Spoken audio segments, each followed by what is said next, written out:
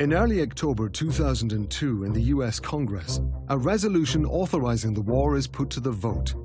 The CIA finally presents its estimate on Iraq. Classified as top secret, it is not until 2015 that the estimate is made available to the public. It is an austere text, 95 pages long, that dissects Saddam Hussein's weapons of mass destruction program. Most notably, however, the estimate is exceedingly cautious, citing doubts and conflicting opinions coming from the core of the intelligence community. To keep these doubts from being taken into account, the White House simultaneously publishes a shortened version of the estimate on Iraq. 25 pages, embellished with color photographs and maps. They had a very clever, sanitized version of the estimate, which, if a sentence said, we think it possible that Saddam Hussein had this, then they take out the possible. This version makes official the allegations that have been circulating for months. Baghdad has chemical and biological weapons, as well as missiles. Saddam could get his hands on a nuclear weapon within a year. The sales campaign that took place, I would characterize as aggressive deception. There's no question that the headlines leave a different impression of what's in the document itself. The October 2002 NIE is not conclusive. It is the headlines that will sway Congress. Bob Graham knows this. He votes against the resolution to go to war. By taking that action, according to our own intelligence reports, and I will tell you, friends, that, and I would encourage you to read the classified intelligence reports, which are much sharper than what is available in the classified form, we are going to be increasing the threat level against the people of the United States. I found the document to be very unpersuasive, and it was a significant part of my ultimate decision to vote against the war in Iraq. October 10th, 2002. Congress approves the war, altering the course of history forever. The deception is successful. American officials bear the responsibility of having allowed questionable evidence to dictate their decision, and this for political ends.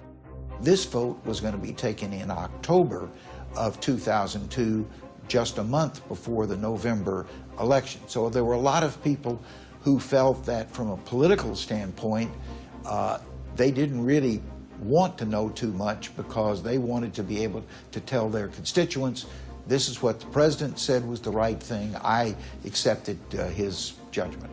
The vote by Congress is a resounding victory for the Bush administration, Chalabi, and the Iraqi exiles. And it leaves the anti-war proponents with a bitter taste of defeat. When the president, when the State of the Union address was being prepared, the CIA told the White House, you cannot use this claim that Saddam attempted to purchase uranium from Niger. To proceed despite the CIA's reluctance, the White House attributes these revelations to the British, who spoke of yellow cake in their September report. With respect to Iraq's attempt to acquire nuclear material in Niger, the British intelligence official, the head of British intelligence at the time, to this day insists that that information was correct. And no one can say with certainty that it isn't true. In fact, the British white paper was simply circular reporting. It was our story that ended up in a British document. It was the same story. The French government, which essentially controls the exploitation of the uranium mines, looked into the Yellow Cake affair and concluded it was fraudulent. Jean-Marc de la Sablière was the diplomatic advisor to French President Jacques Chirac at the time. Alors, cette affaire de Yellow Cake, je veux dire, moi je la trouve extrêmement étrange.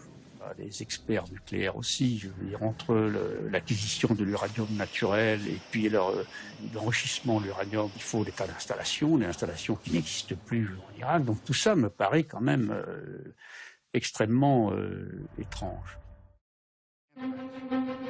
UNSCOM estimates that Saddam Hussein could have produced 20. Early 2003, the American government decides to present its case to world leaders.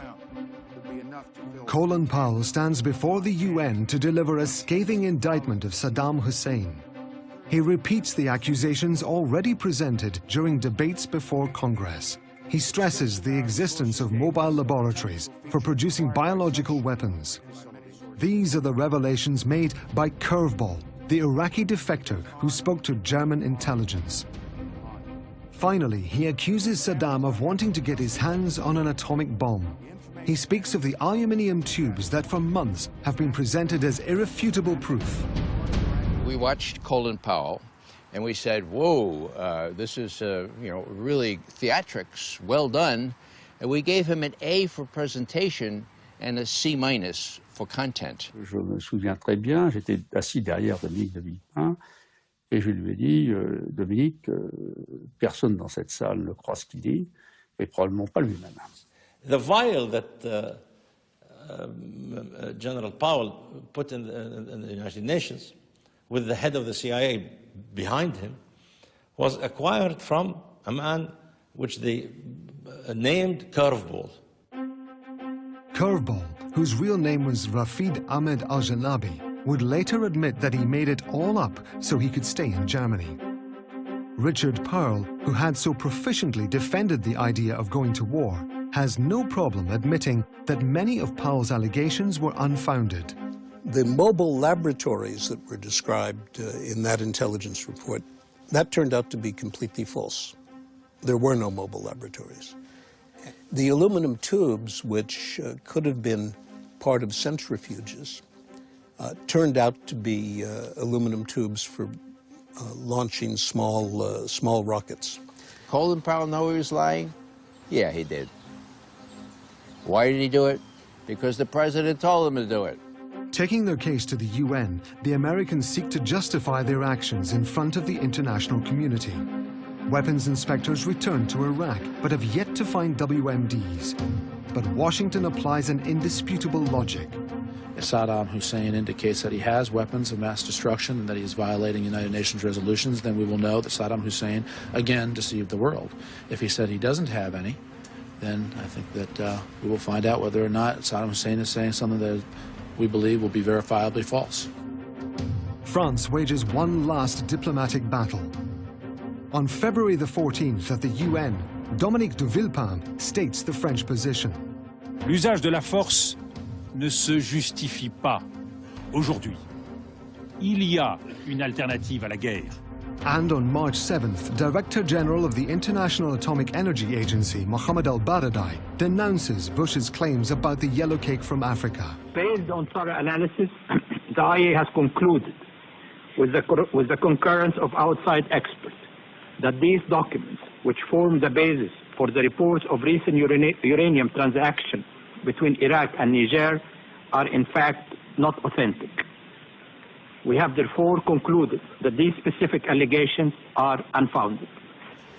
Well, we know it was a forgery now, and we know that our country suffered the indignity of the IAEA director, al-Baradei, saying before the UN Security Council, it took us a day and a half, our experts, but we looked on the internet and we looked elsewhere. We hired experts, and we found out that these documents were not authentic. In Paris, Jacques Chirac announces that he will veto any resolution in favor of war. Je le répète, la guerre est toujours la pire des solutions.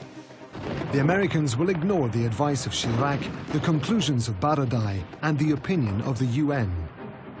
The night of March 19th, the war begins. 3 weeks later, columns of American tanks roll into Baghdad. Saddam Hussein flees.